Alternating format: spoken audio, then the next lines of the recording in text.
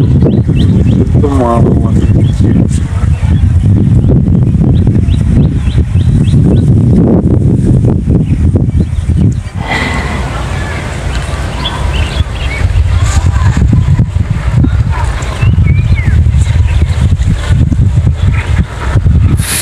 আলাইকুম প্রিয় ধান চাষি ভাইরা, আমরা আছি সরকারের ইউনিয়নে একটি ধান খাতে। দেখতে পাচ্ছেন এই ধান খাতটা এখনো শীষ বাইর হইতেছে। দেখতে পাচ্ছেন, আমি একটা শীষ বাইর করে দেখাই।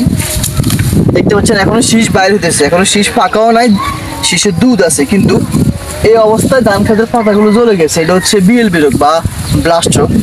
তো ব্লাস্ট রোগের আক্রমণে দেখতে পাচ্ছেন ধান গাছগুলো একেবারে জ্বলে বসে গেছে। একবারেই ধান গাছ শুধু আমার হাঁটু পর্যন্ত, ধান গাছ হওয়ার কথা কোমর পর্যন্ত, কিন্তু ধান গাছগুলো বাড়তে পারে নাই। এমনকি শীষগুলো বাইরে হচ্ছে না। দেখতে পাচ্ছেন ছোট ছোট শীষ।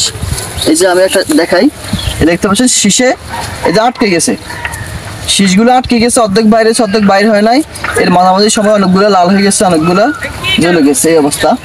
তো প্রিয় চাষি ভাইরা, আপনাদের ধান খেতে যখন পাতাগুলো জ্বলে যাবে অথবা ধান বসে যাবে, আপনারা বিএলবি অথবা ব্লাস্ট রোগের জন্য ন্যাশনাল এগ্রিকেয়ারের বীজ ব্যবহার করবেন অথবা নেক্সুমিন ব্যবহার করবেন, না হয় টিফপ ব্যবহার করবেন। আমাদের কাছে আরও কেমিস্ট কফ কেয়ার আছে, ক্যামোবিট, তারপরে আছে আমাদের ফসাজিম। এই অবস্থায় আমাদের অনেক কোম্পানির অনেক ওষুধ আছে। তো প্রিয় চাষি ভাইরা, আমরা মেসার সাদাত স্টোর কৃষকের ভালো পরামর্শ দিয়ে ভালো ওষুধগুলো দিচ্ছি। হয়তো বা এলাকার দোকানদার বা এলাকার কৃষকে আমাদের পণ্যগুলো চিনে না, এই জন্য ব্যবহার না করার কারণে এই জমিতে ব্লাস্ট রোগের আক্রমণ হয়ে ক্ষেতটা নষ্ট হয়ে গেল।